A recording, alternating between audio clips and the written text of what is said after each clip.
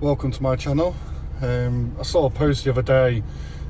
Someone had fitted an LED to the windscreen of the Transit Custom. This is a Transit Custom 2017 2 litre. I've not finished fitting it. I've done this when I pretty much bought the van. But I've just left it sort of like that, lazy, I know, but I did a little bit of research, and when this van goes into DPF mode and it's on, the windscreen heater turns on all your mirrors to put more load on the alternator, to put more load on the engine, to give it a better regen on your DPF. So it does more work. It works harder, makes the engine work harder as if you're going uphill.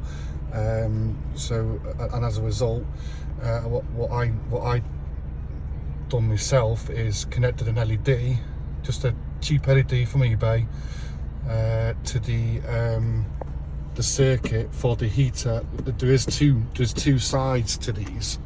You got that side and this side with two different fuses. You probably see posts of people saying, why is one side working the other isn't, because the fuse is going on one side. So you got a live and an earth, and same on the reverse side. So the reason why I'm doing this video is because I want to show you. Quite a few people said, has anyone got like a tutorial, like a video doing it? So I'm going to do that. So this just simply unclips. It's not even in properly. That's how lazy I've been, like that for 4 years. Can't believe it. So that literally just pulls off, and then you got your tweeter. So that's on a little plug. What I do, just get out of the way. Just unplug it like that. And then you just got this cheap LED from eBay. I can't even remember what I paid. It wasn't even, I think it was a couple of quid posted. And then you got this is your live. So remember, the higher is the live, which is the yellow and grey. That's your live to your windscreen. And then you got your earth, which is down here, which goes to the windscreen. Now, I didn't connect to this because my wire wasn't long enough and I was being lazy. So what I did notice is there's a wire down here, which is a blue and black wire, which is earth. It's going to the body, so it's definitely an earth.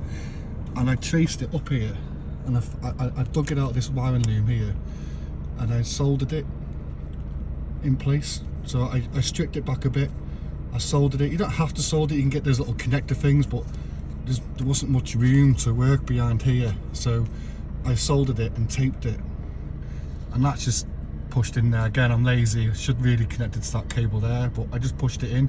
I did it just to try it out. I didn't think it, I didn't think it was going to work. But it reminded me before, because it did a regen this morning on the way to work, and I didn't want to get my phone out, start recording it, because it's illegal and all that. You get the haters hating on you. I'm going to turn on my windscreen now, and you see it's on. And that's exactly what it does when your DPF is doing a regen. You just notice it. I just keep it out the way there like that. At night time it can be a little bit annoying, so I tend to point it up. But it's just, it's just nice to know when your van is doing a DPF clean, because if you're doing a lot of short journeys, I do a lot of long journeys. Where I live is I need to use a motorway every day, so this doesn't actually come on a lot. My van it's probably only done a handful of regens, because I'm not particularly light-footed driver. And it's just, what I find is that it has once come on when I went from one job to the next, because I'm a sole trader, and I was like, oh, it came on. So I was like, and the reason why we like to know when it comes on is because you get what you call a failed regen.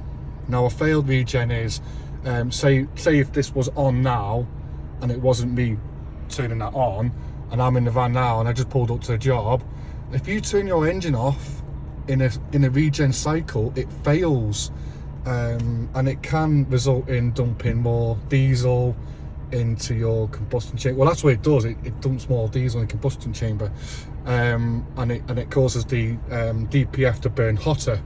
Now, if you turn it off when it's doing a regen, I mean, it's only what I've read up. Apparently, it can fail a regen. It's never happened to me. It can do a failed regen, and it can do all sorts of complications. And particularly with these engines, the 2 litre, not the 2.2, is they've got what you call a wet belt. And if you get diesel in your oil, which what can happen on a failed regen, it can contaminate the timing belt. Now, I'm not going to go into it too much, but diesel on oil on the, apparently, it's nearly what I've read up again, is it can contaminate it and shorten the life of that timing belt. Ford recommend it's 144,000 miles it needs to be changed. However, people have experienced that it's actually safer to do it 80,000 miles.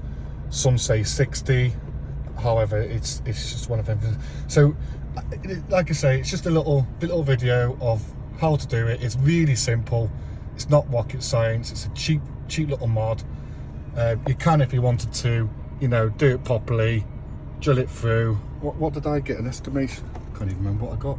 I just got that. You know, you can buy different types of signs, but all I wanted was a 12-volt LED. I just picked anything. I didn't think it's actually going to work. I don't know I don't know why or not, but it was just something I come up on my own, and it was quite mad when I seen a post the other day on the Ford Transit forum that someone else has actually done it, and a lot of people were asking questions. How does that work with the windscreen? And you know, and you just see people explaining, and then someone else would ask and explain, and someone else would ask. So I thought if I put it in a video for you guys and put it on my YouTube, I'll share it. Maybe that will put a little bit of give you a little bit of insight to what's going on and why. And it, you know, it literally doesn't even take that long to do. It's all clipped. There's no screws. Just pull it. Just get your hands behind it like that, and it just pulls off. Just remember when you put it all back together not to bend any of your clips, because they're very easily, they can be bent so easily, and that one just slides in at the bottom, so just slides into place, clips in. It's a little bit tricky going back together than pulling it apart, but it does, you know, does go back together fine. While I've got it off, I'm going to drill a hole now. I'm going to fit it properly, so that's why I'm going to leave it off. Now that I finally, you know, sort of like, and I'm just going to bodge it up there like I did for the last sort of like 4 years. So yeah, I hope this is going to help someone out. Thanks for watching. Subscribe. Thank you.